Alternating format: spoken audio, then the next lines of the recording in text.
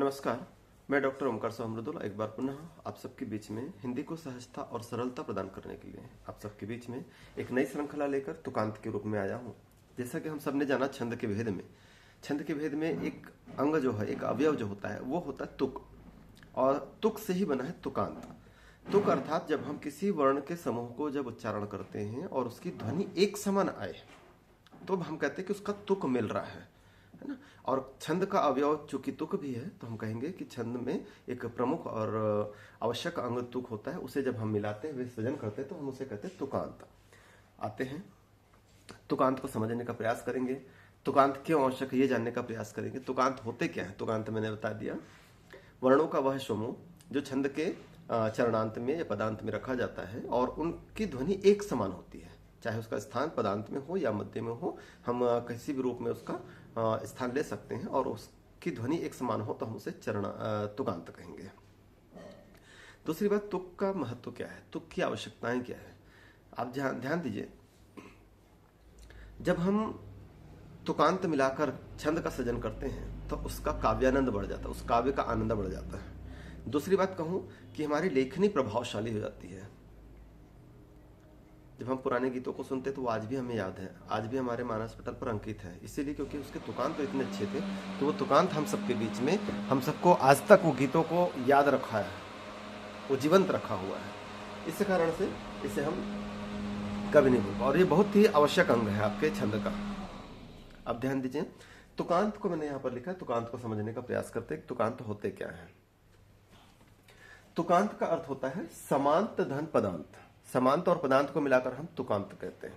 किसी पंक्ति में एक उदाहरण को देखते हैं तो इससे आसानी से आप समझ पाएंगे। मैंने यहाँ पर लिखा है, सदिश सदा बढ़े चलो, नवीनता गढ़े चलो, सुमंत पंत में अगर पहाड़ हो चढ़े चलो। मैंने ये पंक्ति बनाया है।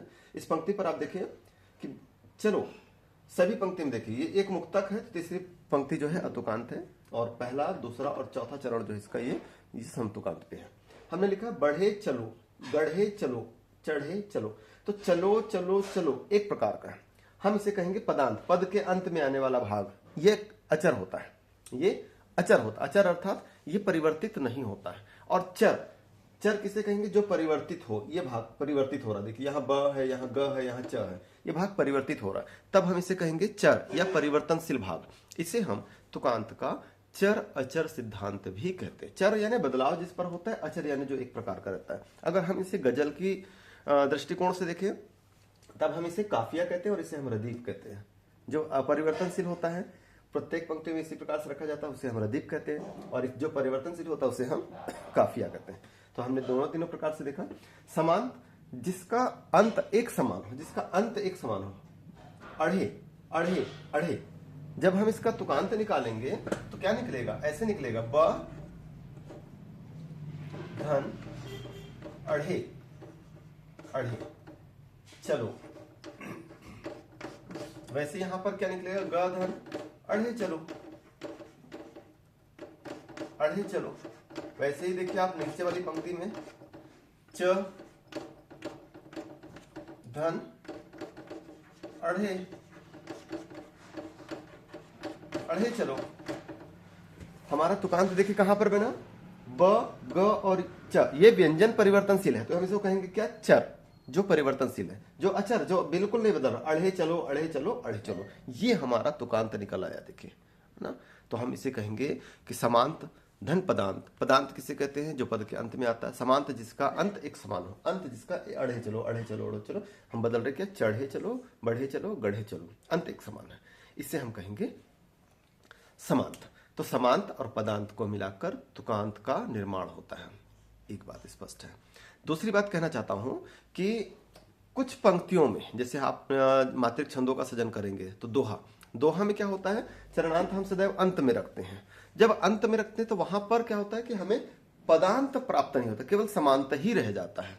तब हम जहां पर पदांत ना हो और समांत हो, तब हम वहां वैसी परिस्थितियों में समांत को ही तुकांत कहा जाता है। ऐसी परिस्थितियों में समांत को ही तुकांत कहा जाता है। एक बार पुनरावृत्ति कर देता हूं, जहां पदांत ना हो और समांत हो तो उस स्थिति में समांत को ही तुकांत माना जाता है। उदाहरण को देखते हैं। हमने देखा यहाँ पे अब यहाँ पर हम इसके कुछ प्रकार भी देखेंगे। ये मैंने आपको समझाने के लिए लिखा था किस प्रकार से तुकांत बना। बढ़े चलो, देखिए मैं इसको लाइन कर देता हूँ यहाँ पर तुकांत की पूरी पंक्ति को, 1 2 और ये 3। अब इसको किस प्रकार से निकालेंगे। च शुद्ध व्यंजन पर अढ़े चलो, ग शुद्ध व्यंजन है उस पर अढ़े चलो, और ब शुद्ध व्यंजन पर अढ़े चलो। हमारा तुकांत क्या निकला इस पर, अढ़े चलो। तुकांत क्या निकला, अढ़े चलो। तुकांत सदैव स्वर से बनाए जाते हैं, तुकांत सदैव स्वर से बनाए जाते हैं। और इन्हीं आधार पर इसके कुछ प्रकार भी यहाँ पर अंकित किए गए हैं। आइए इसके प्रकारों को देखते हैं। इसके प्रकार 4 होते हैं। इसके 4 प्रकार आप देखेंगे यहाँ पर। पहला प्रकार होता है इसका वर्जनी। वर्जनी अर्थात जिसे मनाही की गई है, जिसको वर्जित किया गया है, ऐसे प्रकार को हम कहते हैं वर्जित तुकांत। वर्जित तुकांत, वर्जित तुकांत किसे कहेंगे। अब वर्जित तुकांत जिसे हम इसका प्रकार में अगर हम देखें कि वर्जित तुकांत में जब जाएंगे तो वर्जनी तुकांत किसे कहेंगे। वर्जनी तुकांत जिसको हम वर्जित करके रखें। जैसे आप देखेंगे वर्जनी तुकांत पे हम ऐसे उदाहरण लेते हैं जहां पर वो स्वर से प्रारंभ ना होकर, जहां पर तुकांत जो है वो स्वर से प्रारंभ ना होकर व्यंजन से प्रारंभ हो। जैसे मैं कुछ उदाहरण लिखता हूं, देखिए सुराग,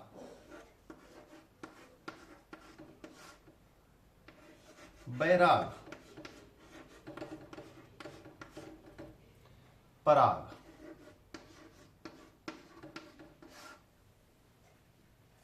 अब देखें हमने तुकांत तो बना दिया, किस प्रकार का तुकांत बनाया वो भी देख लें यहाँ पर, है ना। पराग, सुराग और बैराग। तो यहाँ पर व्यंजन से तुकांत नहीं बन रहे हैं। हमारा तुकांत रधन आग, यहाँ पर भी रधन आग। तो तुकांत हमारा क्या हो रहा है, एक प्रकार का। जैसे हम देख ले एक प्रकार से और अवरोध, प्रतिरोध, गतिरोध। अगर इस उदाहरण को भी देखें तो यहां पर भी उसी प्रकार की बातें आती, गतिरोध, अवरोध और प्रतिरोध में। गतिरोध, अवरोध और प्रतिरोध, ये देखें प्रतिरोध, अवरोध और गतिरोध। प्रतिरोध, अवरोध, प्रतिरोध, गतिरोध बहुत अच्छे तुकांत है, लेकिन अवरोध में यहां पर देखें अंतर आ जा रहा है। तो ऐसे तुकांत को हम वर्जनी तुकांत कहते हैं। इन तुकांत की श्रेणियों को वर्जनी तुकांत कहते हैं, जहां पर तुकांत जो है स्वर से प्रारंभ ना होकर व्यंजन से हो, उसे हम इस श्रेणी में रखते हैं। और ऐसे तुकांत को सदैव वर्जनी तुकांत कहा जाता है। दूसरा बात कहना चाहूंगा, जहां पर हम स्वर के आधार पर व्यंजन तो बना लेते हैं, लेकिन करते क्या है इसको, कि जैसे हम लिख दे सुग्रीव,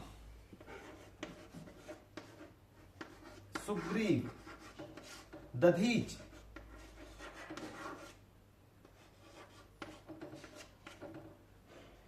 मलंग। अब देखें जब हम ग का उच्चारण करते हैं तो यहां पर अ निकलता है, यहां व का उच्चारण करते हैं तो अ निकलता है, च का उच्चारण करते हैं तो अ निकलता है। अगर हम ऐसे अ से जब तुकांत बनाते हैं तो ऐसे तुकांत जो होते हैं, जो हम अंत के वर्ण के स्वर से रखें, अंत के वर्ण के स्वर से रखते हैं, व्यंजन के साथ जो स्वर आता है उससे अगर तुकांत बनाए जाते हैं तो ये तुकांत भी वर्जनी तुकांत कहलाते हैं। ऐसे तुकांतों का प्रयोग हमें नहीं करना चाहिए। ये 2 प्रकार हमने देख लिया। दूसरा तुकांत की बात करते हैं। दूसरा होता है पचनी। पचनी तुकांत क्या होंगे। पचनी जैसे हम कहते हैं ना कि हम पचाया जा सके, जिसे हम कहना चाहिए आवश्यकता के आधार पर स्वीकार कर ले, ऐसे तुकांतों को जो है हम कहते हैं कि पचनी तुकांत है। जैसे अगर इसका उदाहरण हम देखें, इसके उदाहरण पर क्या होता है,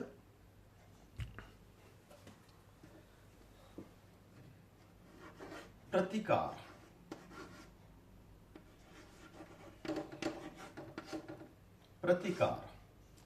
ओमकार,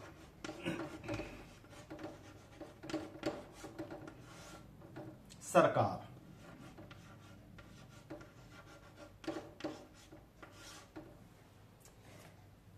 ऐसे तुकांत जो दिखने में तो एक समान लग रहे हैं, कार, एक जगह अकार आ रहा है, एक जगह अकार आ रहा है, एक जगह इकार आ रहा है। तो ऐसे तुकांत जो है, इसकी श्रेणी जो होती है, इसे हम कहते हैं पचनी तुकांत। इसे बहुत ही विषम परिस्थितियों में ही इसे स्वीकार किया जाता है और पचनी तुकांत से भी हमें बचने का प्रयास करना चाहिए।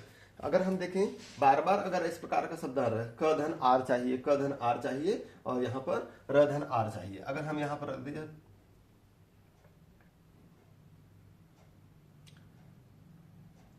सरकार करें, हम यहाँ पर तकरार कर लेते हैं, है ना। एक उदाहरण और देख लेते हैं इस पे, तकरार, रार कार कार कार। अब देखिए तुकांत को, र धन आर, क धन आर, क धन आर, और यहां पर ये तुकांत इसके साथ में उत्तम तुकांत हो जाता। लेकिन इसके साथ हम जब इन तुकांतों का प्रयोग करेंगे जहां पर कार कार की पुनरावृत्ति हो जाए, किसी व्यंजन की पुनरावृत्ति हो जाए, ऐसे तुकांत को हम कहते हैं पचनी तुकांत। ये पचनी तुकांत की श्रेणी में आता है। और तीसरा अगर हम देखें, तीसरा तुकांत होता है इस पर उत्कृष्ट तुकांत, या फिर जिसे हम कहते हैं अनुकरणीय तुकांत। उत्कृष्ट तुकांत किसे कहेंगे हम? अभी आपने देखा है यहां पर कि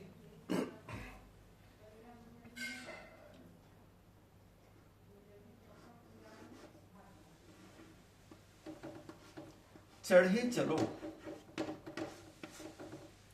बढ़े चलो,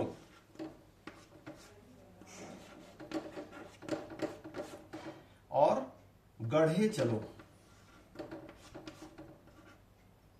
गढ़े चलो, पढ़े चलो, पढ़े चलो। यहां पर देखिए आप क्या निकलता है। अभी हमने तुकांत को निकाल कर देखा, केवल परिवर्तन क्या होता है, इसको अगर निकालेंगे हम किस प्रकार से निकलेगा, च धन अढ़े चलो,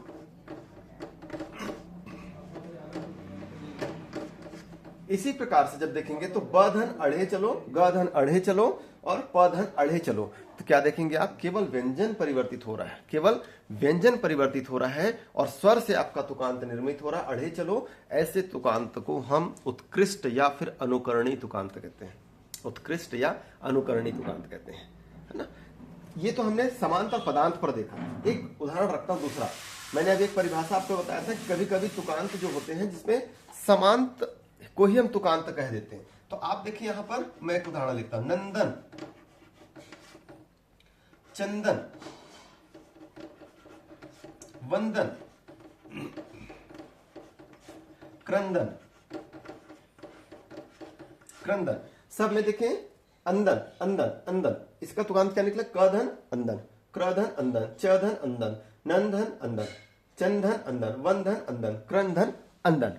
तो अंदन तुकांत निकल रहा है। कैसे बन रहा है, स्वर से बन रहा है। तो हम इसको तोड़कर देखेंगे तो किस प्रकार से निकलेगा, न न धन अंदन,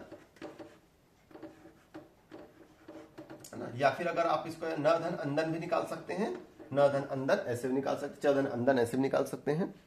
तो ये क्या हो जाएगा, आपका शुद्ध हो जाएगा। इस प्रकार से निकलेगा। ऐसे शब्दों को भी हम उत्तम तुकांत, अनुकरणीय तुकांत कहेंगे। और यही तुकांत जो है जिससे हम कह रहे थे कि अगर ये पद के अंत में आएगा तो हम केवल मात्र इसको समांत कहेंगे, लेकिन समांत को ही हम तुकांत भी मानेंगे। ये दोनों चीजें स्पष्ट हो गई आपकी।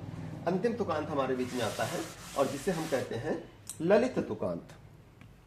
ललित तुकांत, ललित तुकांत क्या होते हैं, इसे जानना भी आवश्यक है कि ललित तुकांत में हम क्या देखते हैं, किस प्रकार के तुकांत को हमने ललित तुकांत की श्रेणी पर रखा है।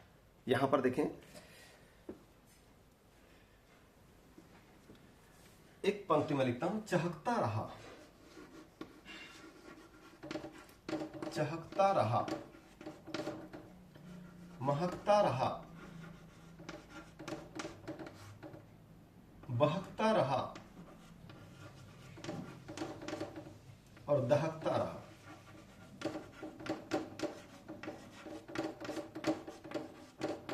दहकता रहा। यहां पर देखें, इसका जब हम तुकांत निकालेंगे तो कैसे निकलेगा, अहकता रहा। क्या निकलेगा, च धन अहकता रहा, अहकता रहा। ऐसे ही देखेंगे, म धन अहकता रहा, और क्या निकलेगा इसमें, ब धन अहकता रहा। हमारा तुकांत कहां से निकलेगा, यहां पर कहां से निकलेगा, अहकता रहा से, अहकता रहा से। ये स्वर है, स्वर है, केवल परिवर्तनशील क्या होगा यहां पर, च धन अहकता रहा, म धन अहकता रहा। ये किस श्रेणी में आ रहा था हमारा, उत्कृष्ट तुकांत की श्रेणी में।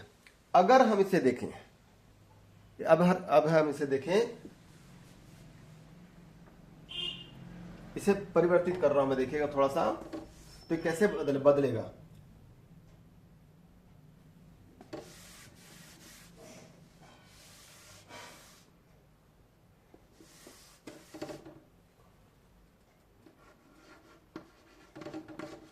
चहचहाता रहा, महमहाता रहा,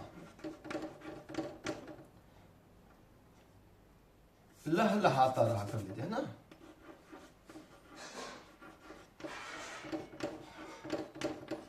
अब देखिए उसी तुकांत से हम किस प्रकार से यहां पर अनुकरणी तुकांत से निकालकर हम ललित तुकांत बना रहे थे। अब इसका तुकांत जब निकालेंगे तो क्या बनेगा, चहच धन आहाता रहा। अब क्या बन जाएगा, चहच चहच धन आहाता रहा, आहाता रहा। वैसे ही महम धन आहाता रहा, महम। यहां पर लहल आ जाएगा,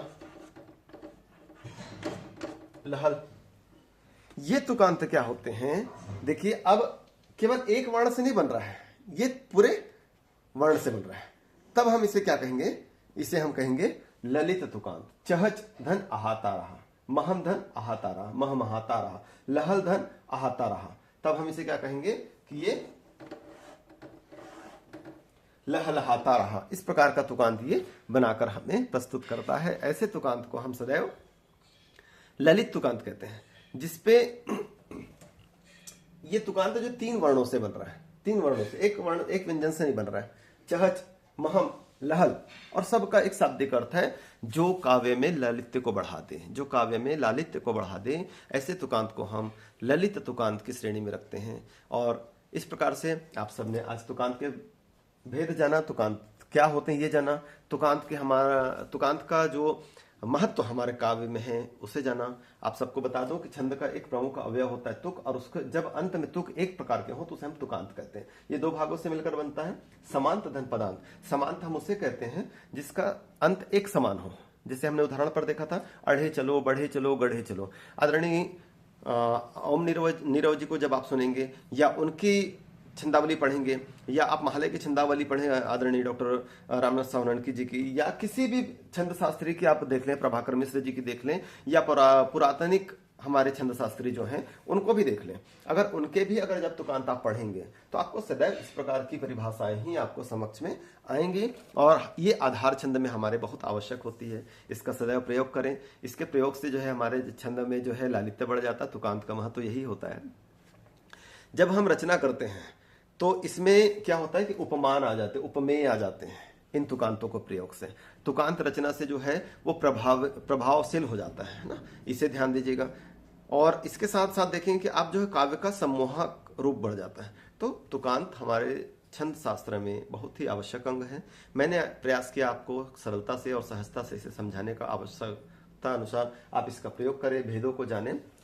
आशा करता हूं कि यह वीडियो एक बार पुनः आप सबके लिए ज्ञानवर्धक सिद्ध होगा। आशा करता हूं कि अगर आपके लिए यह वीडियो ऐसा लगे मुझे कि मेरे लिए ज्ञानवर्धक है और मुझे कोई ज्ञान की बातें सिखा गया है, तो आप सभी से निवेदन रहेगा हर बार की तरह इस वीडियो को शेयर करें, इसे लाइक करें और इस यूट्यूब चैनल को सब्सक्राइब भी करें।